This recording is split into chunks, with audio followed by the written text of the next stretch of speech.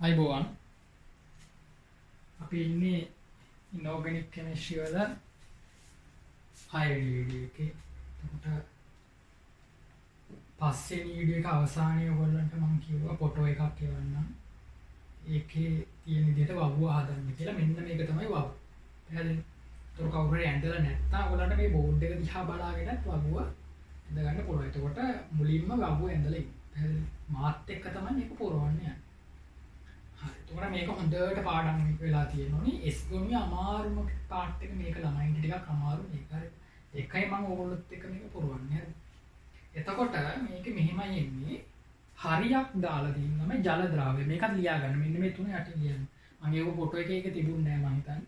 හරියක් දානවා කියන්නේ මොකද්ද? ජල ද්‍රාවය. ඒ කියන්නේ මෙතන හරියක් තියෙන එකේ තේරුම මොකද්ද? බේරියම් බයිකාබනේට් ජල ද්‍රාවය කියන එක ලියන්න. බේරියම් බයිකාබනේට් ජල ද්‍රාවය. මෙතන අවක්ෂේපයන් නම් මොකද්ද? සිල්ල ක්‍රෝමේට් මද වශයෙන් ද්‍රාව්‍ය අවක්ෂේපය. සිල්ල ක්‍රෝමේට් මද වශයෙන් ද්‍රාව්‍ය අවක්ෂේපය. මේක තේරුම හොඳටම අද්‍රාව්‍යයි. පැහැදිලි? ඉන්සොලියබල්. මේක ස්ලයිට්ලි සොලියබල්. තනි තලේන ස්ලයිට්ලි සොලියබල්. මද වශයෙන් ද්‍රාව්‍ය. ඒ කියන්නේ මද වශයෙන් ද්‍රාව්‍ය කියන මද වශයෙන් අද්‍රාව්‍ය කියන එකම තමයි. ජල ද්‍රාව්‍ය. පැහැදිලි? ඊතල දෙකක්. ඊතල එකක්. හරි. එතකොට අපි මේ වගුව ලේසි කරගමු. තේරුණාද? මේ වගුව ටිකක් සරල කරගමු. හරි. දන්නේ නැති තුන් දෙනෙකුත් දාලානේ. තාම මේ පැත්තේ දන්නේ නැති අය දාලානේ. මේගොල්ලෝ දන්නේ නැති ගොඩක් අය ඉන්නවා. ඒක හිතන්න එපා ඒක. හරි. කොහොමද යන්නේ? මේ පැත්තෙන් නම් අපි බලමු සරල ඒවා. නයිට්‍රයිට් තියෙනව නේද? නයිට්‍රයිට් ළමයි ඕනිම සරල නයිට්‍රයිටයක් ජල ද්‍රාව්‍ය.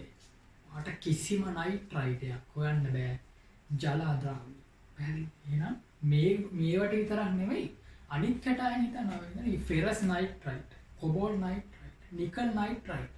ආයි කතා දෙන්නේ ජල ද්‍රාව්‍යම තමයි. එහෙනම් ළමයි නයිට්‍රයිට් පීලිට හරි දාගෙන බය නැතුව දාගෙන. අර දන්නේ කින්දරටත් දැනෙනවා. නයිට්‍රේටත් එහෙමයි. හැම නයිට්‍රේටයක්ම ජල ද්‍රාව්‍යයි. කිසිම අවක්ෂේප නැහැ ළමයි. එහෙනම් හරි දාගෙන. දන්නේ කින්දරටත් දාන්න. හරි. ඊට පස්සේ මේ බයි කියන කෑල්ල නැත්නම් හයිඩ්‍රජන්. මේකට කියනවා ළමයි සල්ෆේට්යිනේ. මේකට කියනවා හයිඩ්‍රජන් සල්ෆේට්. නැත්නම් කියනවා බයි සල්ෆේට්. එතකොට මේ හයිඩ්‍රජන් සල්ෆේට් කියනවා ඒක ජල ද්‍රාව්‍යයි. එහෙනම් ළමයි කාබනේට කෙසේ වෙතත් බයිකාබනේට නම් ජල ද්‍රාව්‍යම තමයි. දැන් මෙතනක් ගන්න පුළුවන් නේ. මෙතන ගත්තේ සල්ෆයිඩ්නේ. බයිසල්ෆයිඩ් නේ වගේ. තොර මේ එහෙම පේලියක් මම දීලා නැහැ. හැබැයි දුන්නොත් මතක තියාගන්න බයිසල්ෆයිඩ් සියල්ලම ජල ද්‍රාව්‍යයි. හරි. එහෙනම් මේ බයි කියන කෑල්ල තියෙන ඔක්කොම දාන්න හරි. මාත් එක්ක කරන්න දැන්. මේ බයිකාබනේට් උද්දාන. තේරෙනවද? වවුව ඩිංග සරල කරගෙන යන්නේ හරි. නම් බයිසල්ෆේට් හැම එකම ජල ද්‍රාව්‍යයි. බයිකාබනේට් හැම එකම ජල ද්‍රාව්‍යයි. ඊට පස්සේ ළමයි ඇසිටික් තියෙනව නේද? ඇසිටේට් වලින් හැදෙන අයන ඇසිටේට් කියලා කියනවා. එතකොට ඇසිටේට හැම එකම ජල ද්‍රාව්‍යයි. එහෙනම් ලෙඩ් ඇසිටේට් ජල ද්‍රාව්‍යයි. ස්ට්‍රොන්චියම් ඇසිටේට් ජල ද්‍රාව්‍යයි. හොයන්න දෙන්නේ ෆෙරස් ඇසිටේට් මෙතන නැහැ. කොබෝල්ට් ඇසිටේට්, ක්‍රෝමියම් ඇසිටේට් බලන්න දෙන්නේ ජල ද්‍රාව්‍යයි ඔක්කොම. මේ සිනේ දැන්. හරි. ඊට පස්සේ සල්ෆයිඩ් ගත්තාම ළමයි S ගොනුවේ හැම සල්ෆයිඩයක්ම ජල ද්‍රාව්‍යයි. S ගොනුවේ හැම සල්ෆයිඩයක්ම ජල ද්‍රාව්‍යයි. හැබැයි සල්ෆයිඩ් ගොඩක් තියෙන ළමයි අවක්ෂේප. ඒක මම වෙනම උගන්වනවා ඔයගොල්ලන්ට. තේරුණාද? කාණ්ඩ විශ්ලේෂණය කියලා කොටසක් තියෙනවා. S ගොනුවක් ඉවරුණාට පස්සේ P ගොනුවක් ඉවරුණාට පස්සේ ඔයගොල්ලන්ට වෙනම උගන්වනවා සල්ෆයිඩ් ගැන වෙනම උගන්වනවා. එතකොට ඔයගොල්ලෝ එතන දැනගන්නවා පාට සල්ෆයිඩ්, කළු අවක්ෂේප, කළු පාට සල්ෆයිඩ්, තැඹිලි පාට, දුඹුරු පාට, කහ පාට සල්ෆයිඩ් තියෙනවා. හරි. එතකොට ඒක වෙනම ඉගෙන ගන්න ඕනේ. දැනට මතක තියාගන්න S ගොනුවේ කිසිම සල්ෆයිඩයක් අවක්ෂේප නොවේ. එහෙනම් S ගොනු වෙනකම් ගන්න මෙතෙන්ට යනවා. ඒ ටික ගන්නවනේ. එහෙනම් දාන්න හරි. යට තුන් දෙනා තාම දන්නේ නැහැ. මේගොල්ලෝ ඒ තුන් දෙනා එච්චර දන්නේ නැහැ. ඊට පස්සේ හේලයිඩ අතරින් මේ හේලයිඩ කියන්නේ ක්ලෝරින් බ්‍රෝමින් අයඩින්. එතකොට තව ෆ්ලෝරයිඩ් නෑ. හරි ෆ්ලෝරයිඩ් මම දාලා නෑ. හේලයිඩ අතරින් S ගොනුවේ එකම එක අවක්ෂේපයයි ඉන්නේ ලිතියම් ෆ්ලෝරයිඩ්. ලිතියම් ෆ්ලෝරයිඩ්. අනිත් ඕනිම හේලයිඩයක්. එහෙනම් barium iodide, barium bromide, barium chloride ද්‍රාවය, ජල ද්‍රාවය. එහෙනම් ළමයි. දැන් මෙතන ලිතියම් ෆ්ලෝරයිඩ් අහුවෙන්නේ නැහැ. ඒක නිසා ලිතියම්ගේ ඔක්කොම හේලයිඩ් ජල ද්‍රාවය. එහෙනම් මේ ටිකට හරි ගන්න. ක්ලෝරයිඩ් හැම එකම ජල ද්‍රාවයයි. බ්‍රෝමයිඩ් හැම එකම ජල ද්‍රාවයයි. අයඩයිඩ් හැම එකම ජල ද්‍රාවයයි. හරි. ඊට පස්සේ මේ ඇමෝනියම් තියෙනවා. ඇමෝනියම් මම බොරුවට දුන්නට ළමයි ඇමෝනියම්ගේ හැම ලවණයම ජල ද්‍රාවයයි. මේ බොරුවට ගත්තොත් මේ ammonium sulphide, ammonium sulphate, ammonium carbonate බලන්න දෙන්නද? ජල ද්‍රාවය. ඒ කියන්නේ ඒක ඝනය තියෙනවා යාගේ. ඇමෝනියම් කාබනේට් කියන්නේ ඝනයක්. ඒ ඝනේ ජලයට දැම්මොත් දිය වෙලා යනවා. මේක තේරුම මොකද්ද? ඇමෝනියම් කාබනේට් කියන ඝනය ජලයට දැම්මම දිය වෙලා යනවා. එහෙනම් ඒක සම්පූර්ණ කරමු. සියලු මේක දාගෙන මේ පැත්තට හරි ඔක්කොම බලන්න දෙයක් නැහැ. ඔක්කොම දාන්න. සියල්ල ජල ද්‍රාවය. හරිද? ඊට පස්සේ මේ පැත්තේ තුන් දෙනෙක් ඉන්නවා මේ. පළමු කාණ්ඩයේ අය ලිතියම්ගේ අවක්ෂේප තුන මොකක්ද ළමයි? Lithium carbonate, lithium fluoride, lithium phosphate. හැබැයි ලිතියම් ෆ්ලෝරයිඩ් මෙතන නැහැ. ලිතියම් කාබනේට් හොයාගන්න. හොඳ අවක්ෂේපයක්. ලිතියම් ෆොස්ෆේට් හොයාගන්න. හොඳ අවක්ෂේපයක්. මාත් එක දාන්න. මාත් එක දාන්න හරි. දැන් ලිතියම්ගේ අනිත් සියල්ල ජල ද්‍රාව්‍ය. එහෙනම් හරි දාන්න මේක. බලන්න නෑ කවුද කියලා. සෝඩියම්ගේ හැම ලවණයක්ම ජල ද්‍රාව්‍යයි. පොටෑසියම්ගේ, සීසියම්ගේ, රුබීඩියම්ගේ හැම එකම ජල ද්‍රාව්‍යයි ළමයි. කිසිම අවක්ෂේප නැහැ.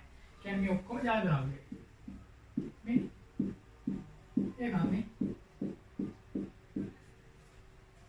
ජල ද්‍රාව්‍ය. මේ වගු ගොඩාක් සරල වෙලා තියෙනවා. පැහැදිලිනේ? මෙතන මේ හිස්තැන් දෙකක් දාන්න ඕනේ මේ බේරියම් බ්‍රෝමයිඩ් බලවඩ නැහැ නේ. බේරියම් බ්‍රෝමයිඩ්, බේරියම් අයඩයිඩ් ජල ද්‍රාව්‍යනේ. පැහැදිලිද? දැන් තමයි අමාරු පාර්ට් එක. අමාරු පාර්ට් එකේ කීයක් තියෙනවද ළමයි? 1 2 3 4 5 6 7ක් තියෙනවා. එතකොට ඔයගොල්ලෝ පාඩම් කරනකොට මේ ලොකු වගුව හැම වෙලෙම ගන්න එපා.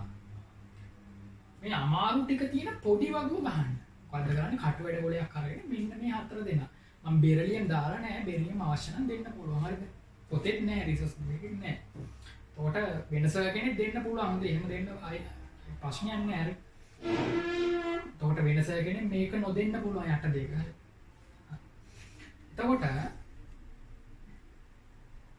මෙන්න මේ කට්ටිය කවුද දෙවනි කාණ්ඩයේ බෙරලියම් හැරි ඉතුරු හතර දෙනාගේ මෙන්න මේ පේලි හතට පොඩි වගුවක් ඇඳ ගන්න කටුවඩ කොලේක හිස්තැන් තියලා ඊට පස්සේ පොත හොඳට පාඩම් කරලා පොත පැත්තකින් තියලා තනියෙන් හරි දාන්න ඊතල දාන්න. එහෙම තමයි පාඩම් කරන්නේ. ඊට පස්සේ චෙක් කරලා බලන්න.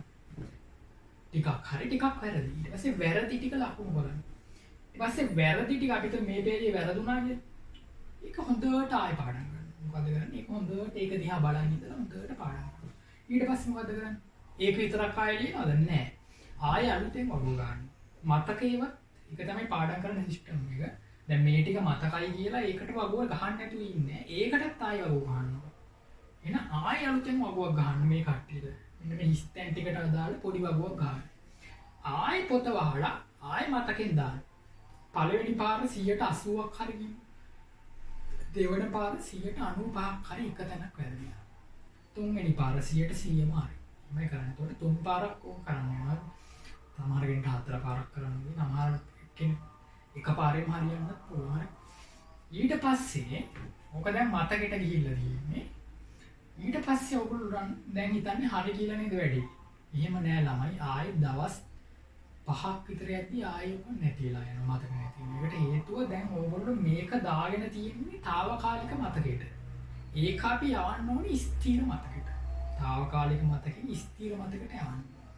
ඒක කරන්න නම් නිතරම ප්‍රැක්ටිස් කරන්න ඕනේ. ඒ කියන්නේ දැන් මේ වගුව පාඩම් වුණාට පස්සේ ආයෙ සතියක් ගිහිල්ලා දවස් 7ක් ගිහිල්ලා ආයෙ මේ වගුව ගන්න.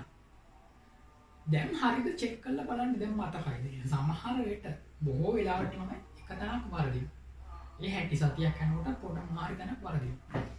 ඊට පස්සේ මොකද කරන්නේ? ඒක ආයතන බලලා ආයෙ වගුවක් ගහලා ඒක මතක් කරගන්න. ඒ වෙලේ මතක් කරගන්න. හරිද? දැන් සතියකින් මම බැලුව චෙක් කරනවා. ඊට පස්සේ ආයෙ බලන්න ඕනේ මාසෙකින්. මාසයක් ගිහිල්ලා ආයෙ වගුව ගන්නවා. මේ පොඩි වගුව ගහලා බලනවා චෙක් කරලා බලනවා. ඕගොල්ලන්ගේ ස්ථීර මතකෙට මේක ගිහිල්ලා නම් මාසයක් ගියාට පස්සේ ඕගොල්ලෝ හරියට ගහයි. හැබැයි ස්ථීර මතකෙට ගිහිල්ලා නැති ඇතැම් තැන් වර්ධින්න පුළුවන්. එතකොට දුක් වෙන්න එපා. එහෙම හැටි ඒ ස්වභාවය අමතක වෙන ස්වභාවය. දැන් වාට ඊයේ රෑ කාපු එක මතක වුණාට ළමයි ගිය සතියේ ඉරිදා කාපු එක මතක නැහැ. මේ හැටිනේ. හරි. එතකොට මොකද්ද කරන්න ඕනේ? මං කිව්වාගේ අද පාඩම් කරනවා. ඊට පස්සේ සතියකින් පාඩම් කරනවා. ඊට පස්සේ මාසෙකින් ආයෙ මේක චෙක් කරනවා. ඕනි මේකක් එහෙම යට පාඩම් කරන්න. හරි. පාඩම් කරන එකේ යවන්න ස්ථිර මතකට යවන්නේ එහෙමයි. හරි. දැන් අපි මේක පුරවමු. හරිද? හරි. ළමයි ලේසි ෆොස්ෆේටයි කාබනේටයි ළමයි මේ හතරම හොඳම අවශ්‍යයි. නෝ කාබනේට දාන්න පහළට ඊතල දෙක දෙක.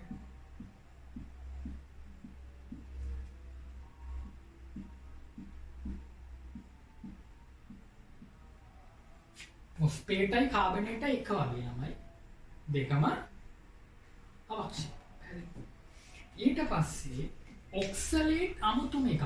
ඔක්සලේට් වල ද්‍රාව්‍යතාව අඩු වෙලා ආයෙ වැඩි වුණා කියලා මම කියනවා. ඔක්සලේට් වල. එතකොට ඔක්සලේට් මේ හතරේ ළමයි මෙයා මද වශයෙන් ද්‍රාව්‍යයි මෙයත් මද වශයෙන් ද්‍රාව්‍යයි.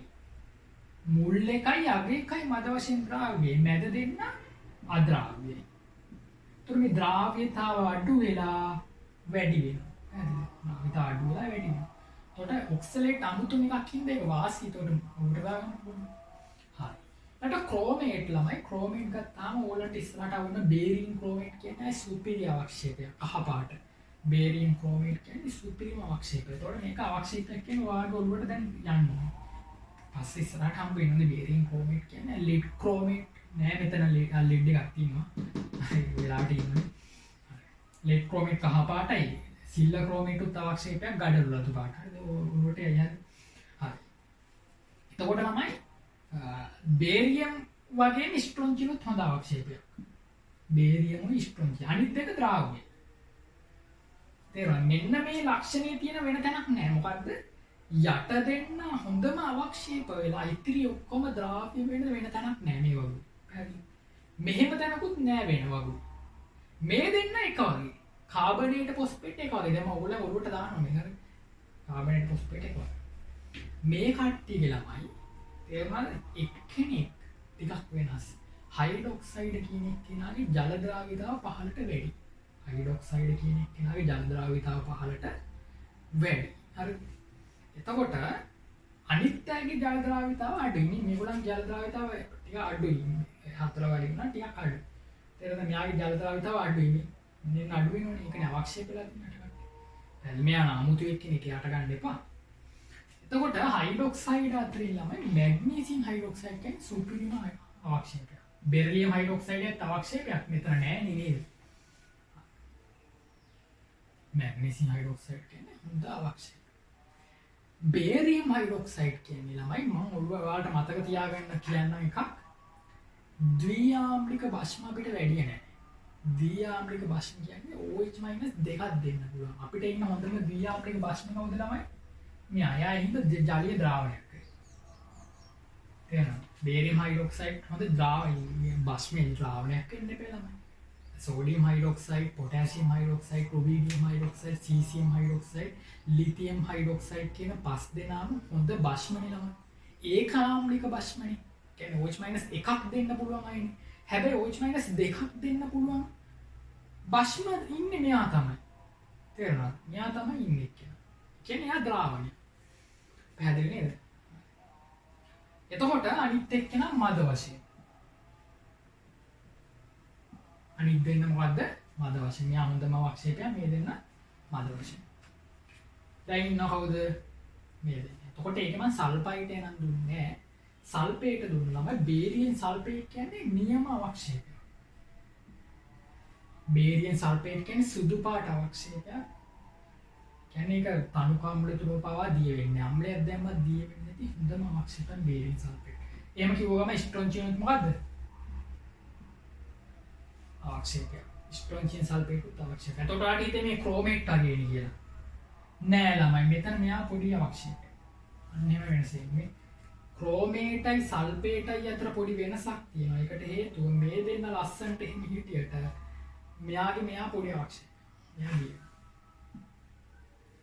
පැහැදිලිද? ඊට පස්සේ සල්ෆයිඩ් ඉතින් මට කියලා දෙන්න, කියන්නේ කියලා දුන්නේ නැති හින්දා ඒක මම ලියන්නම්. සල්ෆයිඩ් වල එන්නේ ළමයි මෙහෙම බාඩම් කරන්න. මෙයාගේ තනි ඊතලයක් නේ වගේ මෙතන තනි ඊතලයක් දාන්න. අනිත් තුනම හොඳ අවක්ෂේප. පැහැදිලිද? සල්ෆයිඩ් සල්ෆේටත් එක්ක බැලුවාම කොහොමද ගත්තේ? මෙන්න මෙයාගේ මේ තනි එක මෙතෙන්ට දාලා ඉවරලා තුන් දෙනාම හොඳ අවක්ෂේප කියලා ගත්තා. දැන් මෙතනදී කියන්න ඕනේ කාරණයක් තියෙනවා. ඕගොල්ලන්ට තමයි ඉස්කෝලේ සර් උගන්වද්දි මේ තැන් වෙනස් වෙන්න පුළුවන්. දැන් උදාහරණයකට මම ඉගෙන ගන්න කාලේ ළමයි සල්ෆයිඩයි සල්ෆේටයි එක වගේ ගන්න කියලා දුන්නේ. يعني මේ තුන් දෙනා විතරයි අවක්ෂේප. මෙයා ද්‍රාවණයක් විදිහටයි අපි සැලකුවේ. මැග්නීසියම් සල්ෆයිඩ් ඒක වශයෙන් total ලේසිනේ වැඩේ. සල්ෆයිඩ් වගේමයි සල්ෆේට. තේරුණාද? එහෙම දුන්නා නම් හොඳයි. ඒ වුණාට මේ රිසෝස් බුක් එකේ ඔයගොල්ලන්ගේ අලුත් සිලබස් එකේ එහෙම දීලා තියෙන නිසා මට වෙනස් කරන්න බෑ. පැහැදිලිද? එහෙම දීලා තියෙන නිසා මට වෙනස් කරන්න බෑ. එතකොට යම්කිසි සර් කෙනෙක් ඔයාලට අහුවෙන මේ තැන් වෙනස් වෙන්න පුළුවන්. හරිද? මම ඒක කියන හැබැයි අපි ඉන්නේ මොකක්ද එක්කද? රිසෝස් බුක් එකේ. හරිද? දැන් මේ සිල්වර් කියන එක කොහොමද පුරවන්නේ? මේ අවක්ෂේපයෙන් හැම තැනම මේගොල්ලෝ අවක්ෂේප. එහෙනම් මේගොල්ලෝ අවක්ෂේපනේ ළමයි. අවක්ෂේපේ හැම මෙතනත් අවක්ෂේප. මේ අවක්ෂේප ආවනේ මෙතනත් අවක්ෂේප. අවක්ෂේප ආවනේ මෙතනත් අවක්ෂේප. අවක්ෂේප ආවනේ මෙතනත් අවක්ෂේප.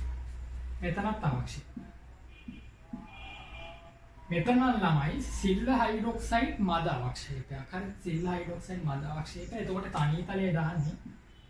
ඒක වැරදුනාට හිට මෙහෙට උනාට ඉතින් මේවත් පොඩ්ඩක් මෙතන වාට ඊතල දෙකක් ඇඳුනා කියලා එහෙම අවුලක් නෑ හඳේ. තනි ඊතල වලට ඊතල දෙකක් වුණා කියලා එහෙම කමක් නෑ. හරි. මම මෙතෙන් දාන්න ඕන එක තමයි එතෙන් දැන්නේ. වැරදුනා මේ මෙන්න මෙතෙන්ට ඊතලේ ඉන්නවා. සිල් හයිඩ්‍රොක්සයිඩ්ට තනි ඊතලේ එතෙන්ට ඊතල දෙක.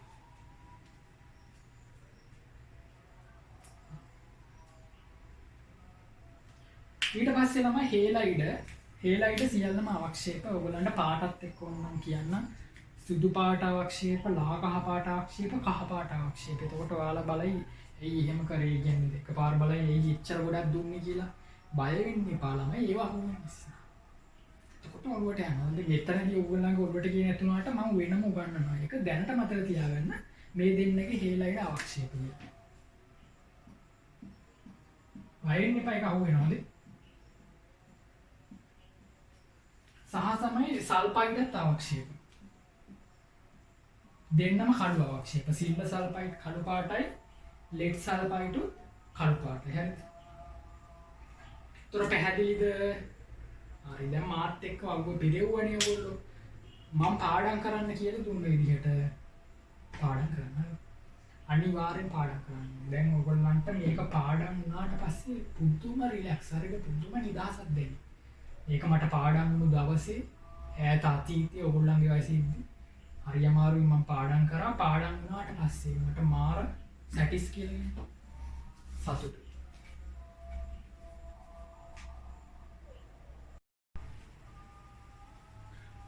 අපිට ඊළඟට තියෙන්නේ දැන් සංයෝග ගැන ගොඩාක් කතන්දරට කතා කරා S ගුණුයි. S ගුණු දැන් ඉවර වෙන්න ළඟයි.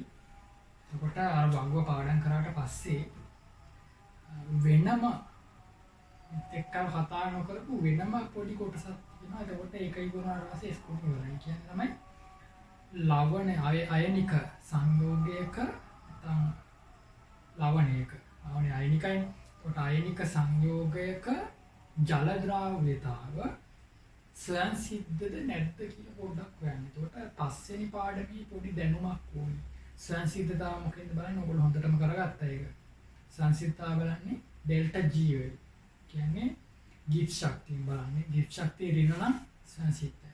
එතකොට ගිබ්ස් ශක්තියට අදාළ කවුද? එන්තැල්පියයි එන්ට්‍රොපියයි. එහෙනම් අපි හොයාගන්න ඕනේ එන්තැල්පි විපර්යාසයයි එන්ට්‍රොපි විපර්යාසය හොයාගන්න. මේ දෙක හොයාගෙන ඩෙල්ටා H ඍණ T ඩෙල්ටා S කියන සමීකරණයට දාලා ගිබ්ස් ශක්තිය විපර්යාසය හොයාගෙන ඒක ධනද ඍණද කියලා බැලුවම හරියි. මොකක් සඳහාද?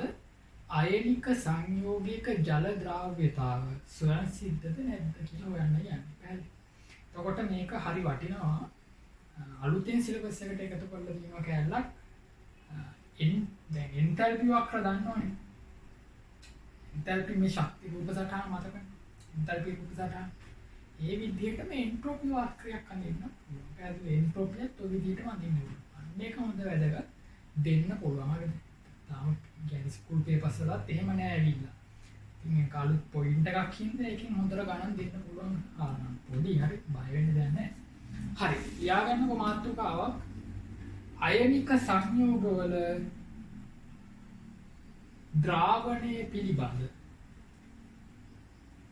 අයනික සංයෝගවල ද්‍රාවණය පිළිබඳ එන්තැල්පි වක්‍ර. අයනික සංයෝගයක අයනික සංයෝගවල ද්‍රාවණය පිළිබඳ එන්තැල්පි වක්‍ර. හරි. යාන වාක්‍යයක් පහත එන්තැල්පි වක්‍ර මගින්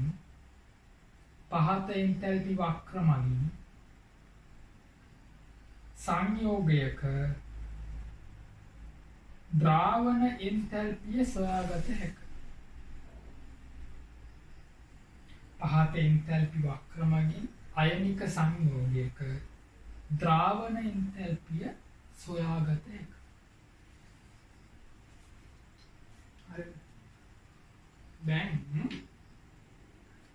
ඕගොල්ලන්ට අයනික සංයෝගයක ද්‍රාවණ එන්තැල්පිය හොයන්න පාවිච්චි කරන්න පුළුවන් ළමයි දැලිස විඝටන එන්තැල්පියයි ඊට පස්සේ සජලන එන්තැල්පි කියන දෙක යොදාගත්තම ඔක් කරන්න පුළුවන්. තාම ඔයගොල්ලන්ට දැන් මේක අලුත්ම කාරණාකින්ද තේරෙන්නේ නැහැ. උනාට මේක බැලුවට පස්සේ තේරෙනවා. හරිද? අයනික සංයෝගික ද්‍රාවණය කියන්නේ මොකද්ද?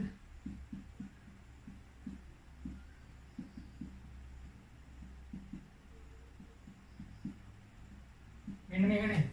අයනික සංයෝගයක ද්‍රාවණ එන්තැල්පි කියන්නේ මේක නේද?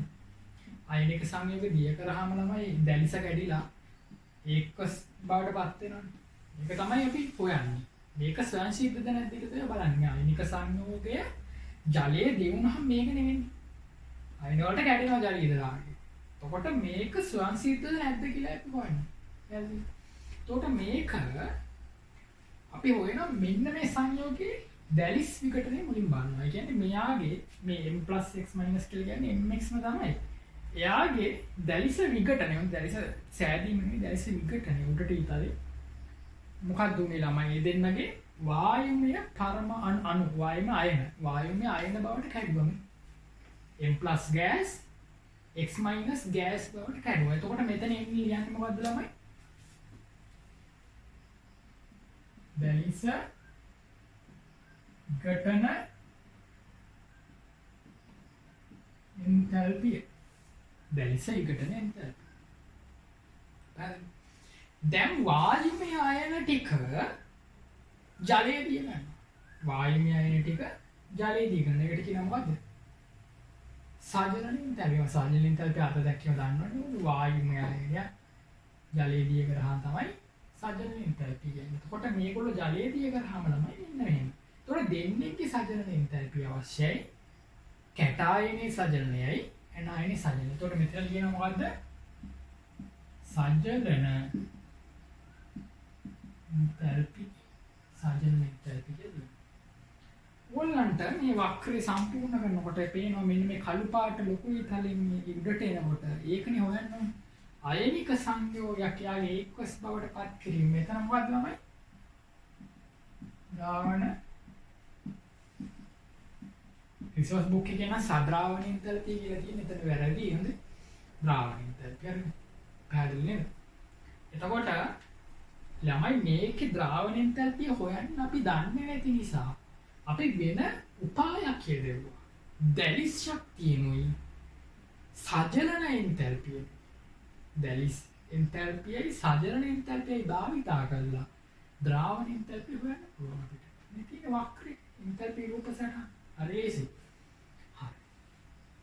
දැන් ඔයාලට ප්‍රශ්නයක් එන්න ඕනේ. මෙතන දැලිස විඝටන එන්තැල්පිය වැඩි ළමයි මේකට වඩා. මේ ඊතලයේ ලොකුයි මේ ඊතලයට වඩා. එහෙම කොහොමද ගන්නෙ? මම අයිතියක් නෑ ගන්න. ඒ සජලන එන්තැල්පි ටික ගොඩක් ලොකුයි නම් මේ ඊතලේ පහළට යනවනේ මේකත් පහු කරගෙන. මේ මට්ටම පහු කරගෙන මේකට යන්න පුළුවන් නේද? මෙන්න මේ රේඛාවට පහළට ගිහින් ද්‍රාවණ එන්තැල්පිය ඍණ වෙනවා. දැන් මේකට අනුව නම් ද්‍රාවණ එන්තැල්පිය ධන ආගියා. උඩට එන ඊතලේදී මේකේ ද්‍රාවණ එන්තැල්පිය ධන ආගියා. හැබැයි ළමයි ද්‍රාවණ එන්තැල්පිය ධන වෙන්නත් පුළුවන් ඍණ වෙන්නත් පුළුවන්. හරිද? හරිද? කියන ඇටම් එන්තැල්පි අනිවාර්යෙන් ධන, ඇටම් එන්තැල්පි අනිවාර්යෙන් ඍණ, ඇටම් එන්තැල්පි ධන වෙන්නත් පුළුවන්, ඍණ වෙන්නත් පුළුවන්. දැලිස විඝටන හැම වෙලෙම ධන උඩට. සජලන එන්තැල්පි හැම වෙලෙම ඍණ ළමයි. හැබැයි මේ ද්‍රාවණ එන්තැල්පි කියන එක ධන වෙන්නත් පුළුවන්, ඍණ වෙන්නත් පුළුවන්. හරි. හරි. ඉතින් මම ඇත්තේ ධන වෙන්නනේ. අපි ඍණ වෙන්නත් අඳින්න.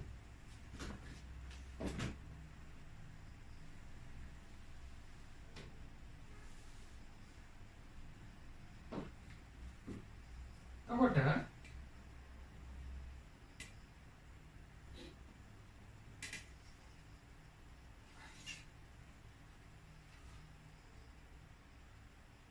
මේ තියෙන්නේ දැලිස විඝටන.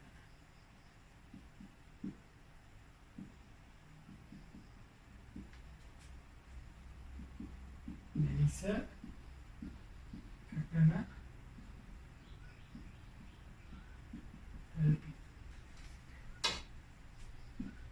m plus x minus දැලිස විඝටනය වුණාම මොකක්ද වෙන්නේ ළමයි? m plus gas x minus gas. ඊට පස්සේ දැන් මේගොල්ලන්ගේ සජලන එන්තැල්පි ගන්නවා. සජලන එන්තැල්පි එකතුව මේකට වඩා වැඩි වුණොත් තමයි පහළට ඉතලෙන්නේ. හරි මේකත් පන්න වෙනවා. එතකොට මෙතන m plus cos x minus එතන මෙතන ලියන්නේ මොකද්ද? සජලන එන්තැල්පි නේ. දෙන්නේගේ සජලනය ගන්න ඕනේ. දෙන්නගේ සජලන එන්තැල්පි ගන්න. දැන් ළමයි බලන්න. ද්‍රාවණ එන්තැල්පි මොකක් වෙලාද දැන්? නේ? යටට තියෙන්නේ. ද්‍රාවණ එන්තැල්පිය දැන් තියෙන්නේ යටට.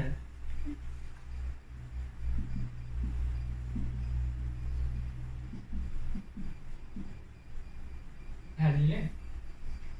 දැන් ওই දෙකම අඳින්න ඕනේ. ඉඩ තියෙනවා නම් පොතේ ওই පහළට ඉඩ පොගොල්ල ලොකුවට අඳිනවා නම් පහළට අඳින්න. නැත්තම් අරහට මේ ඉඩ ඇඳ ගන්න ඕන ඇඳ ගන්න. හරි. මේ රූප සටහන් දෙකම අඳින්න. හරි. මේක යටින් ලියන්න ළමයි h l විශාලයි ඩෙල්ටා h හයිඩ්‍රේෂන් විට. මෙතන ඩෙල්ටා h l කුඩායි ඩෙල්ටා h හයිඩ්‍රේෂන් සජල. මෙයා කුඩා විට මේ අවස්ථාව මේක විශාල විට මේ අවස්ථාව මේක යටින් ලියාගන්න උඩින් ලිව්වක් කවන්නේ. මේ රූප සටහන ඇතුළේ යටින් ලියාගන්න. මේ රූප සටහන ඉඳලා යටින් ලියාගන්න. අරහට අඳින්න ඉන්න තියෙනවා. හරිද? හරි. ඒකට දැන් වීඩියෝ එක නවත්තලා ඇඳගත්තා ඔයගොල්ලෝ. හරි. මට දැන් පොඩි ඉඩක් ඕනේ හින්දා මම මේක මකනවා. හරිද?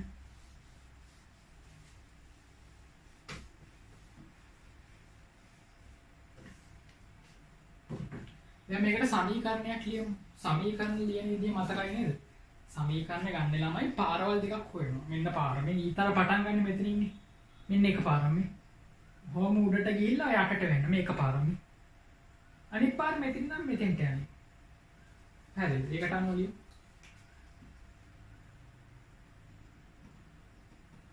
දැනිස කටන එන්තල්පිය ධන සජලන එන්තල්පි සමානයි ද්‍රාවණ එන්තල්පියට. තේරුණාද? මේක එකතුව මේකට සමානයි. පාරවල් දෙක හොයාගත්තනේ. ඔහොම ගිහිල්ලා මේ ඊතල දෙක හම්බ වෙන තැනනේ. මේ ඊතල දෙක පටන් ගන්න දැන්. මේ පාරට මේ පාර සමානයි. දැන් මෙතනත් ඔහොම තමයි හැරෙන්නේ. මෙතනත් ඔහොම බලන්න ඕනේ. රූප සටහන වෙනස් වුණා කියලා ඉක්වේෂන් එක වෙනස් වෙන්නේ නැහැ ළමයි. මේක මේ දෙක එකතු කියන්නේ මේකනේ. මේ තනි පාරක් මෙන්න අනිත් පාර. මේ දෙක එකතු මේකට. එහෙනම් ළමයි රූප සටහන් දෙකටම බය වෙන්න දෙයක් නැහැ. ඔයගොල්ලෝ මොකක් හැන්දත් ඉක්වේෂන් එක එකයි. හරි. නෑ එකක් ලියලා කොටු කරන්න. පොඩ ඉන්න. ඉහත වක්‍රාණුව හේස් නියමයෙන් කියලා ලියලා තමයි මේක ලියන්නේ. ඉහත වක්‍රාණුව හේස් නියමයෙන් කියලා මේක ලියලා කොටු කරන්න.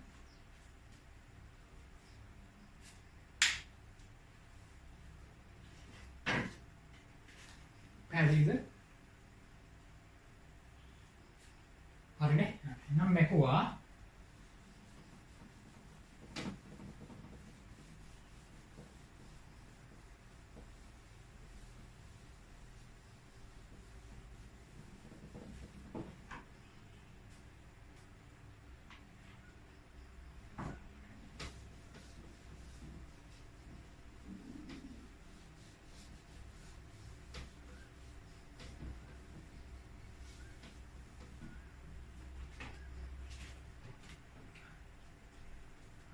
දැන්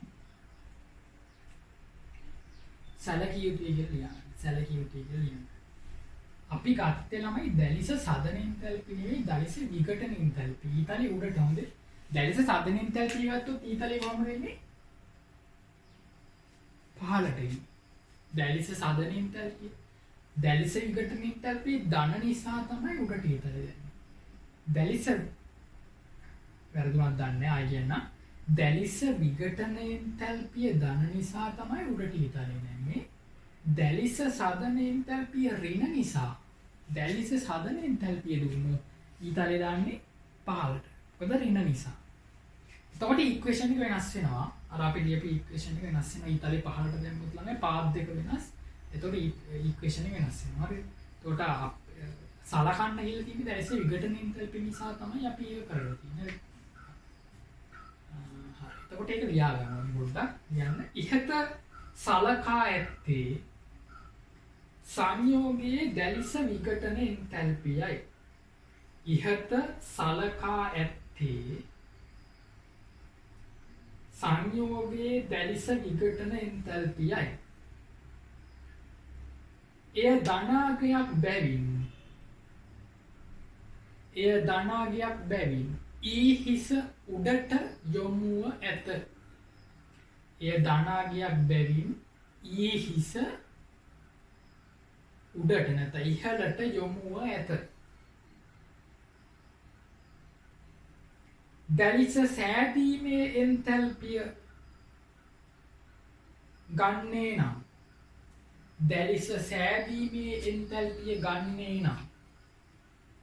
ඊ හිස පහළට යොමු කරවිය යුතු අතර දැලිස සෑදීමේ එන්තල්පිය ගන්නේ නම් ඊ හිස පහළට යොමු කරවිය යුතු අතර ඉහත සමීකරණයද වෙනස් වේ.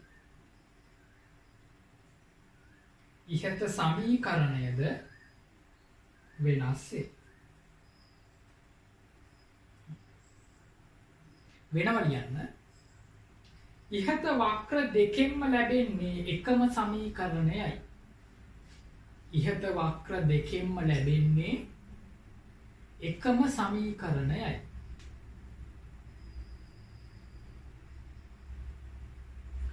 නමුත්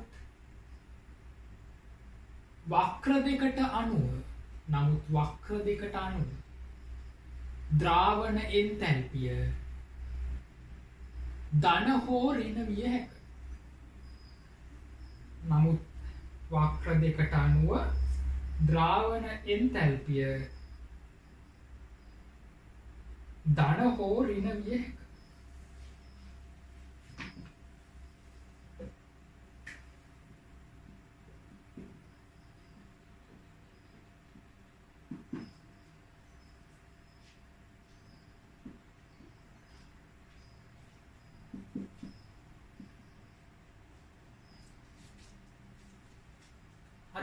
මේකනේ අපිට ආපු සමීකරණ.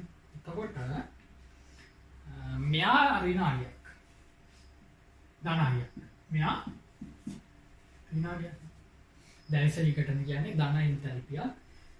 සජලන කියන්නේ තමයි ඍණ එන්තැල්පියක්. සජලන එන්තැල්පිය ඍණයි. එතකොට ද්‍රාවණ එන්තැල්පිය ධනද ඍණද කියලා මේ දෙන්න මතනේ තීරණය වෙන්නේ. තේරුණා? මෙන්න මෙහෙම වුණොත්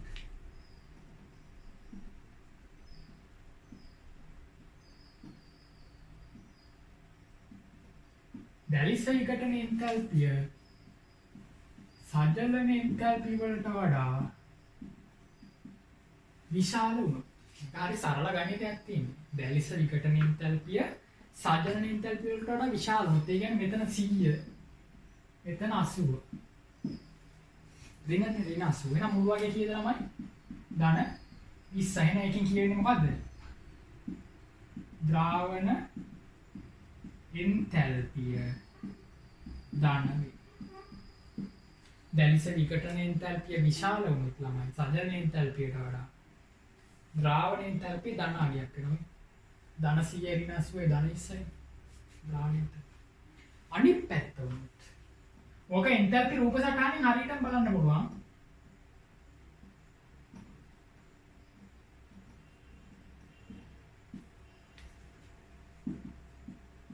ඉක්වේෂන් එකෙන් බලන්නත් පුළුවන්.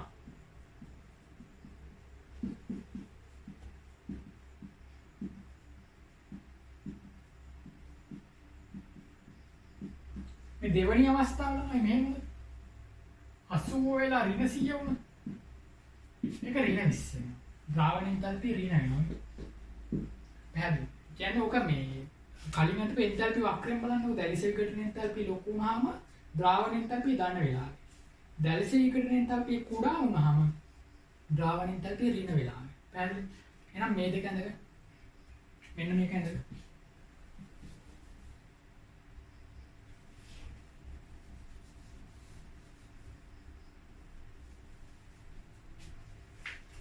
මේ දෙක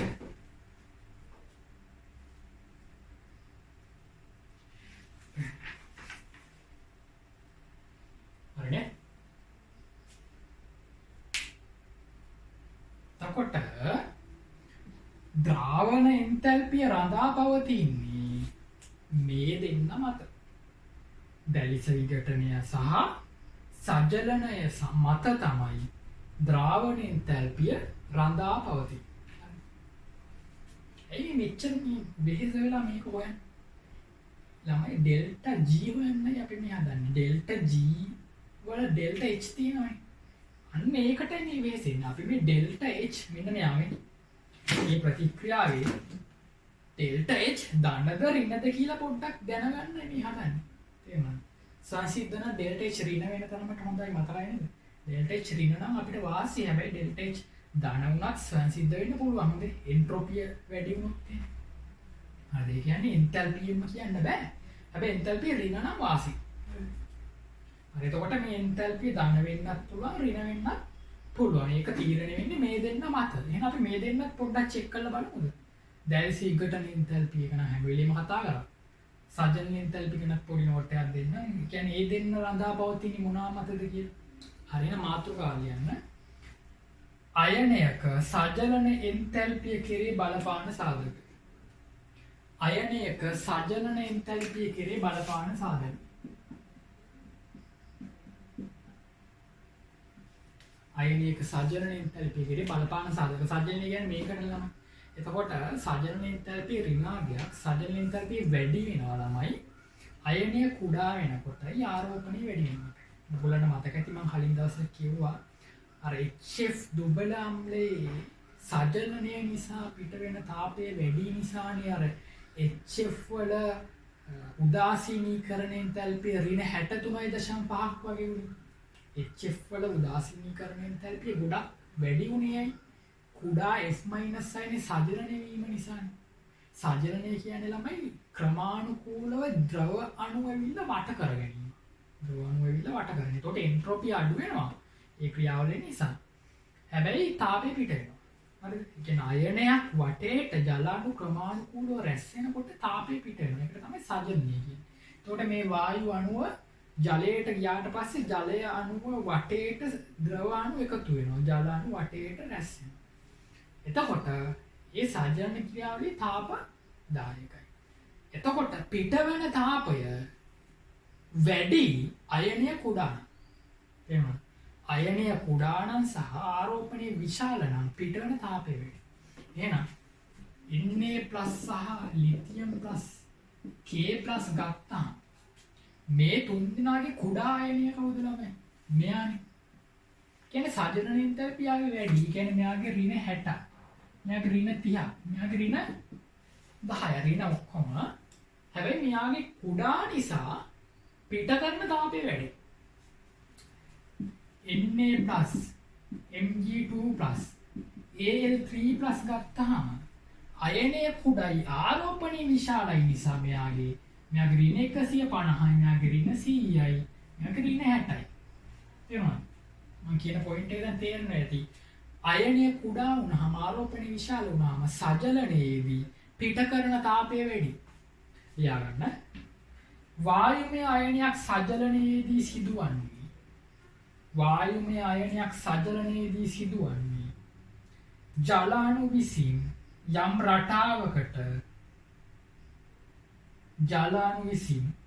යම් රටාවකට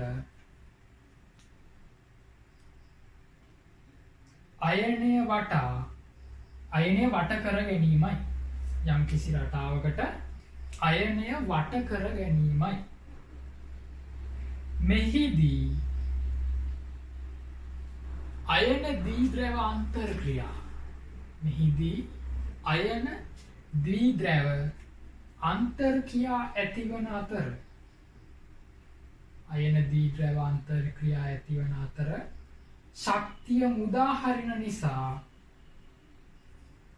ශක්තිය මුදාහරින නිසා සජනන එන්තැල්පිය ඍණාගයක් ගන්නවා. ශක්තිය මුදාහරින නිසා සජනන එන්තැල්පිය ඍණාගයක් ගන්නවා.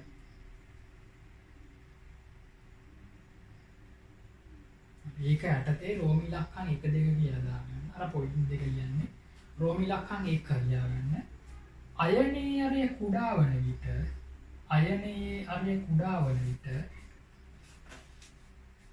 සජනන එන්තැල්පිය ඉහළයි.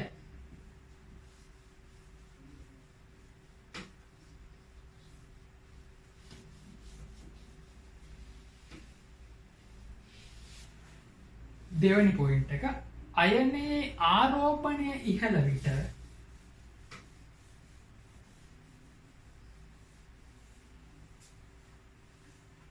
සජනන එන්තැල්පිය ඉහළයි.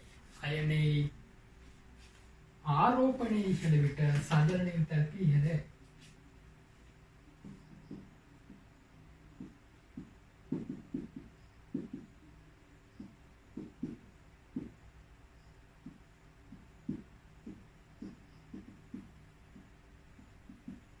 ලියාගන්න පොඩි උදාහරණයක් ලියාගන්න. පහත අයනවල සජනන එන්තැල්පි වැඩි වෙන පිළිවෙලට සකසන්න. පහත අයනවල සජනන එන්තැල්පි වැඩි වෙන පිළිවෙලට සකසන්න. ඒක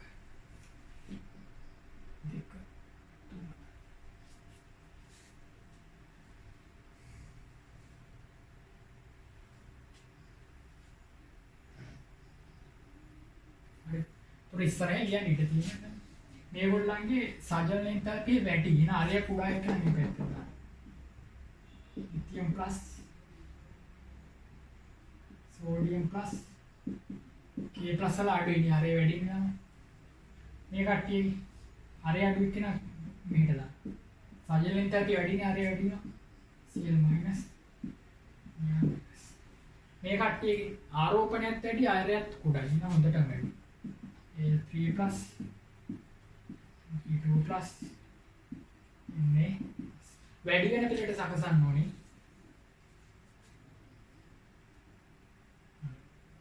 තේරුණා? දැන් එහෙනම් අපි අධ්‍යයනය කරා සජලන එන්තල්පි. දැන් එහෙනම් අධ්‍යයනය කරමු දැලිස් එන්තල්පි. ඕක නම් මේ කතා කරන්නේ දැලිස් එන්තල්පි කියන තුන්වෙනි පාඩම. තේරුණා?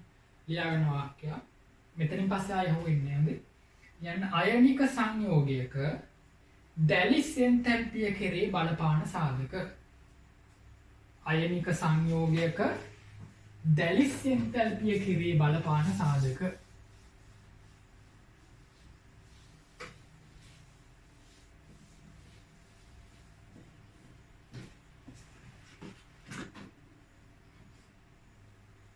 ලියන්න පහලින් delta HL කියන්නේ ළමයි Q1 Q2 R1 ගන්න R2 කියලා උගන්වන්නේ. දැන් දන්නවනේ කැටායනී ආරයයි කැටායනී ආරෝපණේ මතනේ ඔක තීරණය වෙන්නේ ළමයි. හරි ලියන්න ගානක්.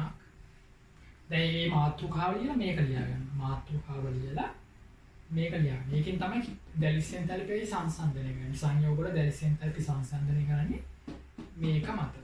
ඊට පස්සේ අපි හදමු අර වගේ විදිහට ගානක් උදාහරණ කියලා ලියන්න. පහත සංයෝගවල දැලිස් එන්තල්පි වැඩි වෙන ආකාරයට සකසන්න.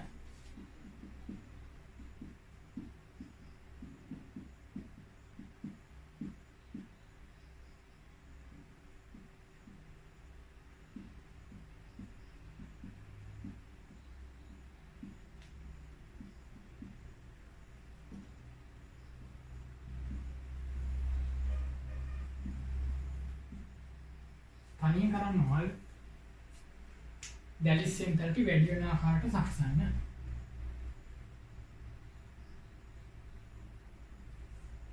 උඩ කට්ටියගේ ණයනේ එකයි ළමයි කැටායනේ ආරෝපණයත් එකයි. කැටායනේ අරය වැඩි වෙනකොට දැලිස් එන්තල්පි අඩු වෙනවා. එහෙනම් මෙයාගේ කැටායනේ අරය වැඩි දැලිස් එන්තල්පි අඩු.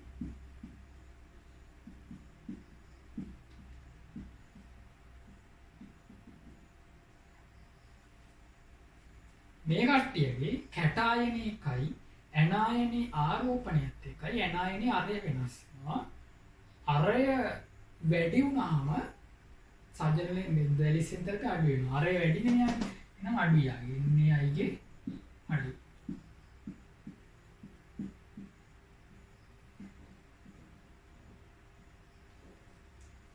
යට ඇනායනය එකමයි කැටායනේ ආරෝපණය මේ පැත්තට වැඩි වෙනවා. අරය අඩු වෙනවා. එහෙනම් ආරෝපණය වැඩිවීම නිසාත් අරය අඩු වීම නිසාත් යන කාරණා දෙකෙන්ම මෙයාගේ දැලිස් එන්තල්පි වැඩි. يعني මේ Cl2 වඩා MgCl2 ගේ වැඩි ඊට වඩා AlCl3 ගේ හොඳටම වැඩි. තේරුණාද? උඩට කාරණා දෙකයි ආරෝපණයයි අරය දෙක. තේරුණාද? අපි ඔය හම්බ වෙන්නේ අපිට ළමයි මේ පාඩමේ කීවෙනි අවස්ථාවද? තුන්වෙනි අවස්ථාව. හරි. මේ උත්තර දුන්නා. හරිද? දැන් ළමයි එන්තල්පිය ගැන කතා කරා ඇති. ද්‍රාවණ එන්තල්පිය කෙරෙහි බලපාන සාධක දෙක වෙන වෙනම කතා කරා. කවුද? සජනන එන්තල්පිය. ඒගොල්ලන්ගේ විචලනයත් කතා කරා. දැලිස් එන්තල්පිය ඒගොල්ලන්ගේ විචලනයත් කතා කරා. ওই දෙක සංසන්දනය කළා වාට ද්‍රාවණ එන්තල්පිය ගැන අදහසක් ගන්න පුළුවන්. ද්‍රාවණ එන්තල්පිය ධන වෙන්නත් පුළුවන්, ඍණ වෙන්නත් පුළුවන්. එහෙනම් අපි යම් එන්ට්‍රොපියට ද්‍රාවණය පිළිබඳ එන්ට්‍රොපියට යමු. ඔන්න අලුත් කැලේ. හරිද? ලියන්න මාතෘකාවක්. අයනික සංයෝගවල ද්‍රාවණය පිළිබඳ එන්ට්‍රොපි වක්‍ර.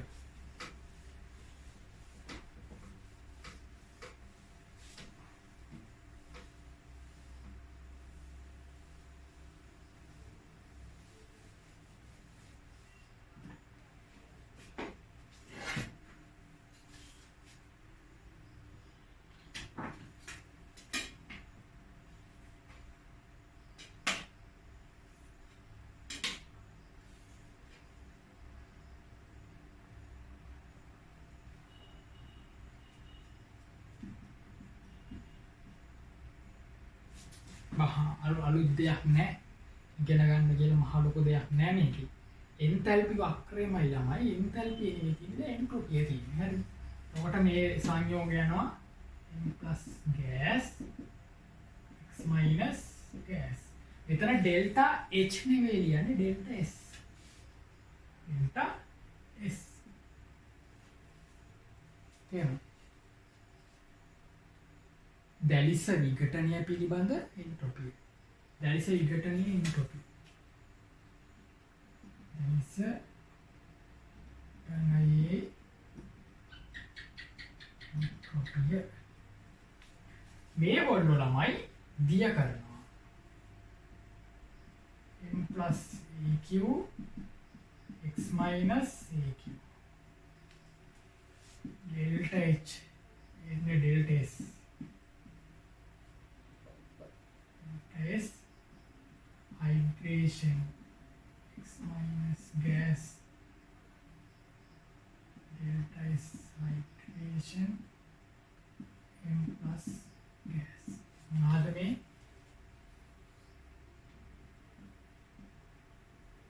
සජලන එන්ට්‍රොපි. ඊට පස්සේ මෙන්න තියෙනවා ළමයි අපිට ඕනි එක ඊටනේ. එතකොට ඒ මොකද්ද? ද්‍රාවණයේ එන්ට්‍රොපිය ද්‍රාවණය. එතකොට දැන් ද්‍රාවණයේ එන්ට්‍රොපිය මෙතන ධනාගයක් විදිහටනේ ගත්තේ. ඍණ වෙන්නත් පුළුවන් ළමයි. ඍණ වෙන්නේ කොහොමද? සජලන එන්ට්‍රොපි වැඩි වුණොත්. සජලන එන්ට්‍රොපි වැඩි වුණොත් මේ මට්ටම කොහෙට යනවද? මේ මට්ටමත් පහු කරගෙන පහළට යනවා. මේ මට්ටම පහළට යනවා. එතකොට එන්ට්‍රොපිය පහළට එන්නේ. එතකොට ඒකත් අනිත්.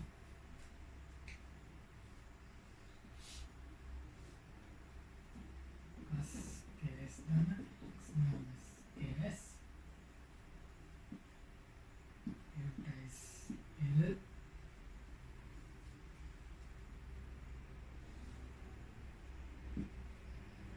m plus aq දන x minus aq මොකද්ද?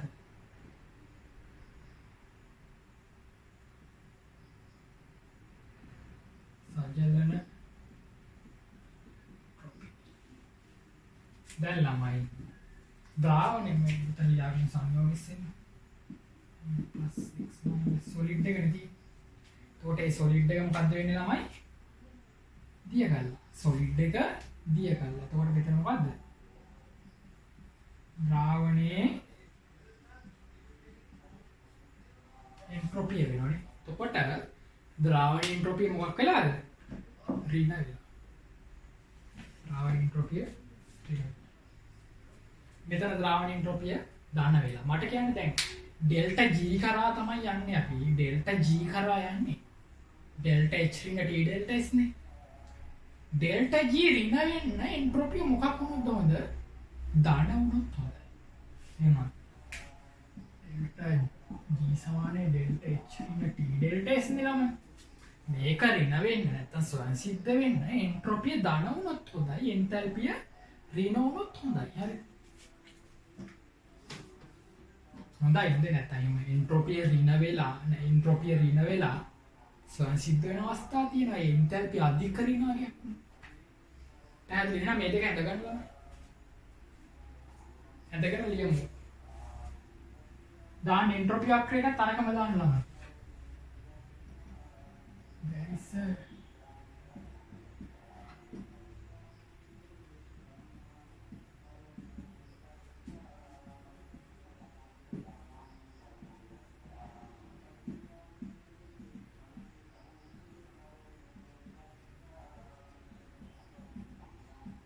මේක ලියලා කොටු කරන්න. හේස් නීමට අනුව නැත්නම් එහෙම ඕනේ නැහැ. මේක ලියලා කොටු කරන්න.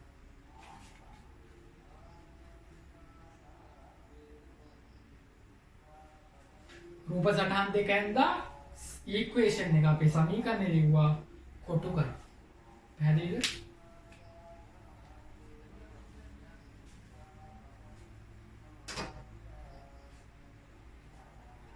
දැන් ද කාරණා කියන්නේ ළමයි අපි ගත්තේ දැලිස විඝටනයේ එන්ට්‍රොපිය. එහෙනම් උඩට ඊතලයේ තියෙන. බැරි වෙලාව දැලිස හැදීම පැත්තට දුන්නොත් දැලිස හදන එන්ට්‍රොපිය මොකක්ද වෙන්නේ? පහළට ඊතලය.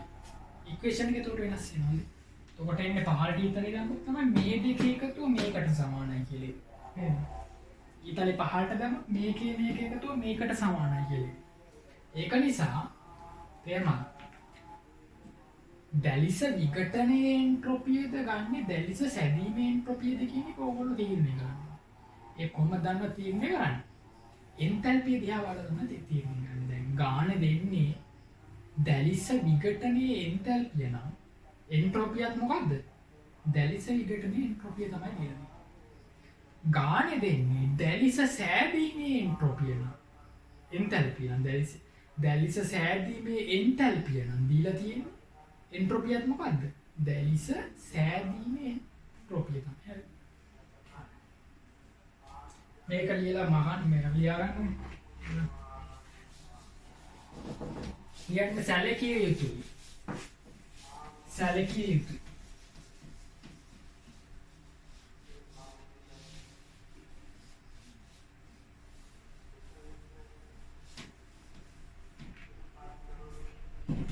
දැන් ඉහතගෙන ඇත්තේ දැලිස විඝටනයේ එන්ට්‍රොපිය වේ.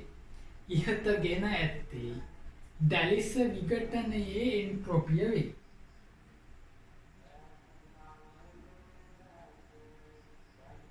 දැලිස සෑදීමේ එන්ට්‍රොපිය ගතහොත් දැලිස සෑදීමේ එන්ට්‍රොපිය ගතහොත්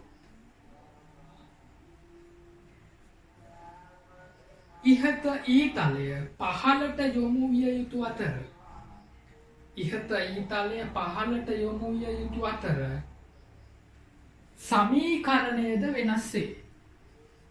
සමීකරණයද වෙනස් වේ.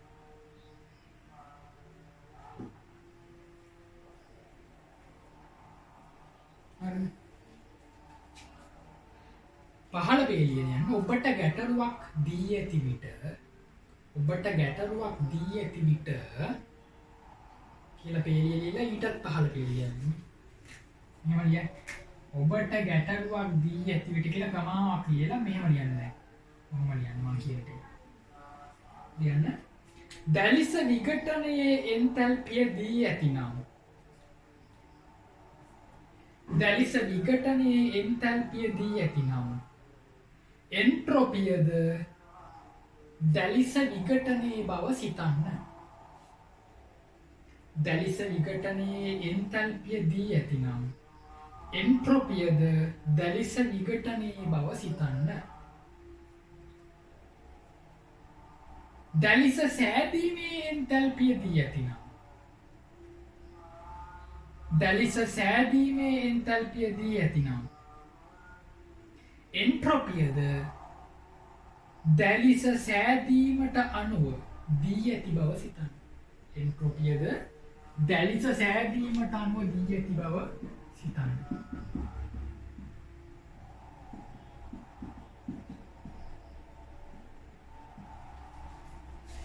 දැන් ඩෙල්ටා H දෙනවා ළමයි එක ගානක තියෙනවා කියලා හිතන්නකො ඍණ 1500යි ඩෙල්ටා S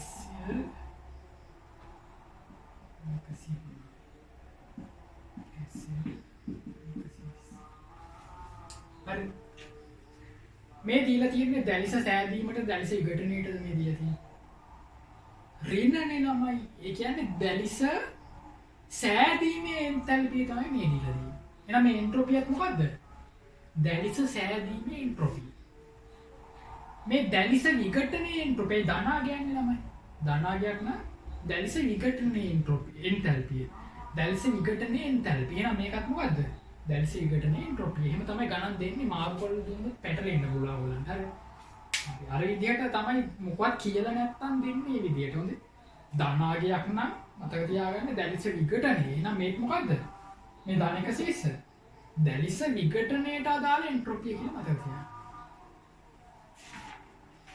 තියාගන්න. ලියන්න අයනික සංයෝගයක ද්‍රාවණය පිළිබඳ ගිබ්ස් ශක්තිය. අයනික සංයෝගයක ද්‍රාවණය පිළිබඳ ගිබ්ස් ශක්තිය අයනික සංයෝගයක ද්‍රාවණය පිළිබඳ ගිබ්ස් ශක්තිය මොකද අවසන් එකට ඇවිල්ලා තියෙනවා. හරි. අර දෙන්නම කතා කරා ගිබ්ස් ශක්තිය වань යන්නේ. ලියන්න. ඉහත පරිදි එන්තැල්පිය හා එන්ට්‍රොපි වක්‍ර වලින්. ඉහත පරිදි එන්තැල්පි හා එන්ට්‍රොපි වක්‍ර වලින් අයනික සංයෝගයේ ද්‍රාවණය සම්බන්ධ අයනික සංයෝගයේ ද්‍රාවණය සම්බන්ධ එන්තැල්පිය හා එන්ට්‍රොපිය සොයාගත හැක.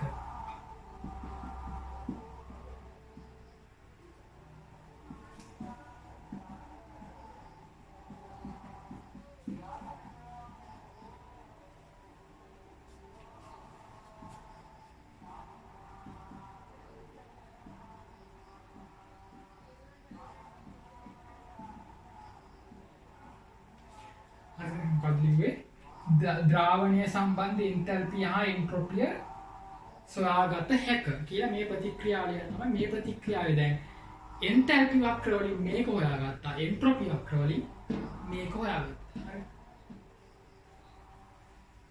කියලා ඔක ලියන්න. මේ දෙකට හරි දෙකක් දාලා තියෙන්නේ දැන් ඒක හරි කියලා කියන්නේ. දැන් ඒක හරි කියලා පෙන්වන්න තමයි හරි දෙකක් දැන්.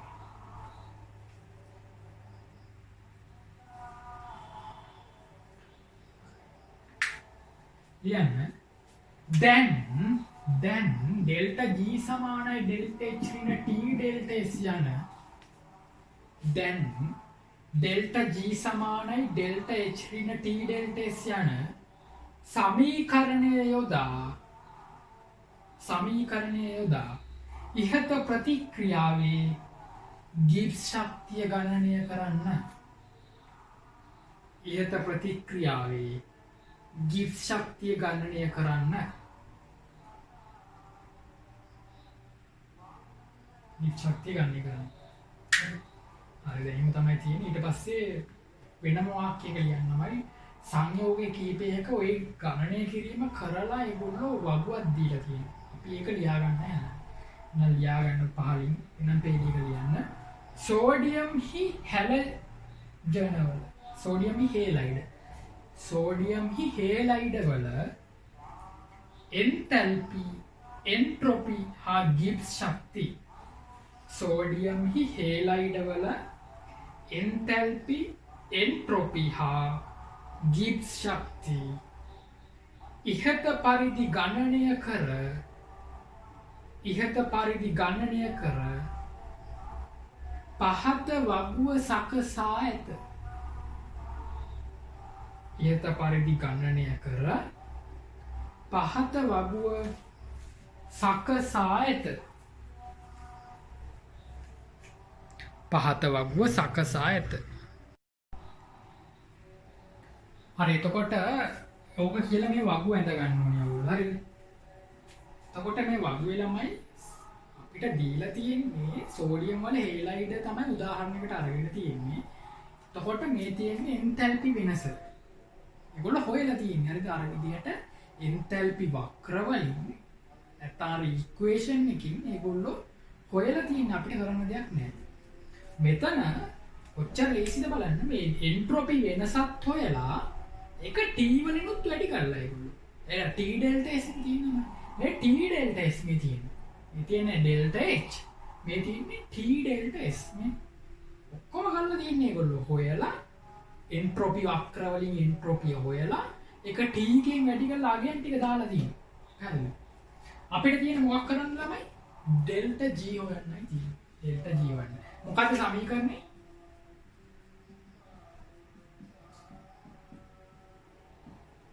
ඩෙල්ටා H ඍණ T ඩෙල්ටා S. ඒ කියන්නේ මේක ඍණ මේක නේද? මොකද්ද ළමයි ඉන්නේ මෙතන යා? එක ඍණ දෙක මොකද්ද? ධන 3යි. එතන 4. 4 ඍණ 13. 4 ඍණ 13 ඍණ 9යි. ඍණ 1 ඍණ 16 ඍණ 17යි. ඍණ 9 ඍණ 23 ඍණ 32යි.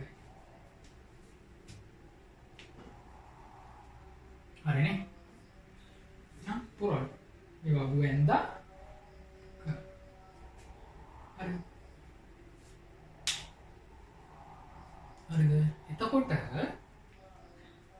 මේකයි අපිට යන්න ඕනි ගිබ්ස් ශක්තිය ඍණයි නම් ස්වයංසිද්ධයි.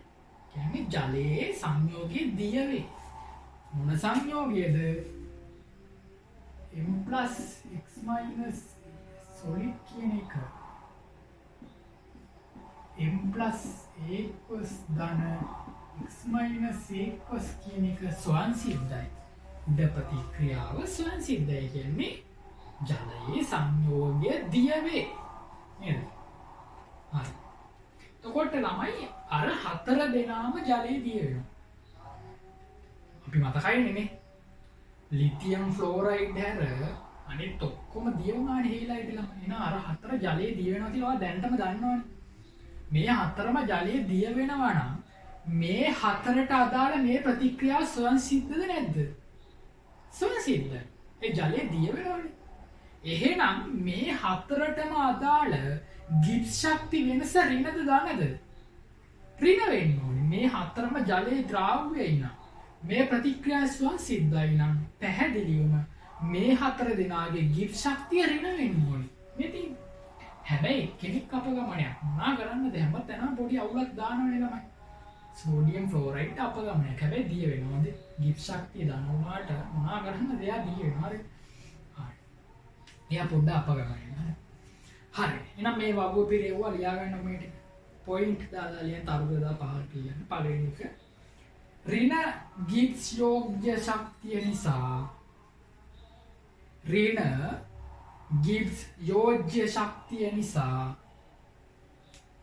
සංයෝග ජලයේ දියවීම ස්වයංසිද්ධ වේ. ඍණ ගිබ්ස් යෝග්‍ය ශක්තිය නිසා සංයෝග ජලයේ දියවීම ස්වයංසිද්ධ වේ. මේක පොයින්ට් එක.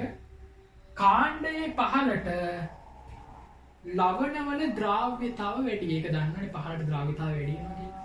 කාණ්ඩයේ පහළට ලවණවල ද්‍රාව්‍යතාව වැඩි වේ. ඊළඟ පොයින්ට් එක. සෝඩියම් ෆ්ලෝරයිඩ් ජලයේ දියවීම ස්වයංසිද්ධ වුවද සෝඩියම් ෆ්ලෝරයිඩ් ජලයේ දියවීම ස්වයංසිද්ධ වුවද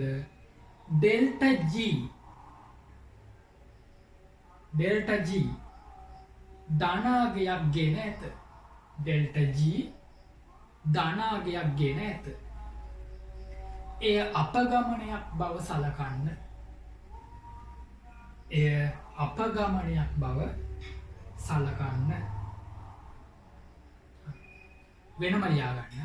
වෙනම ලියා ගන්න. ඔබට යම් සංයෝගයක ද්‍රාව්‍යතාව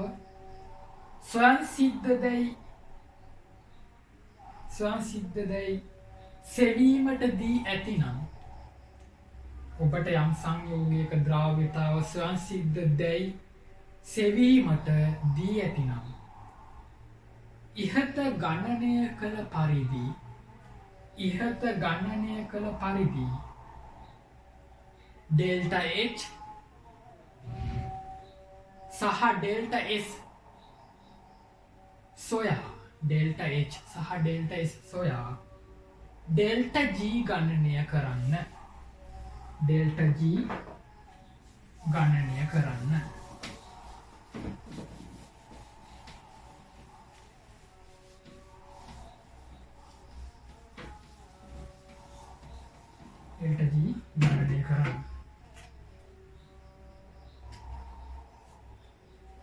ඩෙල්ටා G ධන නම් ඩෙල්ටා G ඍණ නම්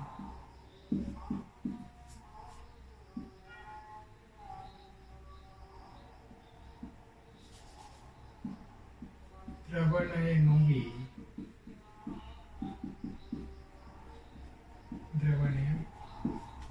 ඩෙල්ටා G ඍණ නම් ධන නම් ගාණක් හම්බුත් එහෙම ඩෙල්ටා G හොයන්න ඩෙල්ටා G ධන නම් ද්‍රවණය නොවේ. ඩෙල්ටා G ඍණ අර අපගමනය ගැන හිතන්න එපා. මම ඩෙල්ටා G ඍණ නම් ද්‍රවණය ස්වයංසිද්ධයි. ද්‍රවණය වේ.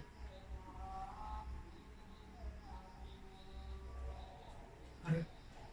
ඊට පස්සේ තව තරුවක් දාලා තරු තුනක් ලියලා ලිව්වනේ. තව එක තරුවක් මේකේ අපි දැක්කලම එන්න ඍණාගේ පහළට වැඩි වෙනවානේ. ඩෙල්ටා G වල ඍණ 32ක් යටට ආවේ. ඒකත් එක්තරා ලක්ෂණයක්. හරිද? කියන්න සෝඩියම් ෆ්ලෝරයිඩ් සිට සෝඩියම් අයඩයිඩ් දක්වා. සෝඩියම් ෆ්ලෝරයිඩ් සිට සෝඩියම් අයඩයිඩ් දක්වා ඩෙල්ටා G යගේ වඩාත් ඍණ වී ඇත. සෝඩියම් ෆ්ලෝරයිඩ් සිට සෝඩියම් අයඩයිඩ් දක්වා මේක ලියුවා නේද? මේක ලියා ගන්න. හොඳයි මේක ලියා ගන්න.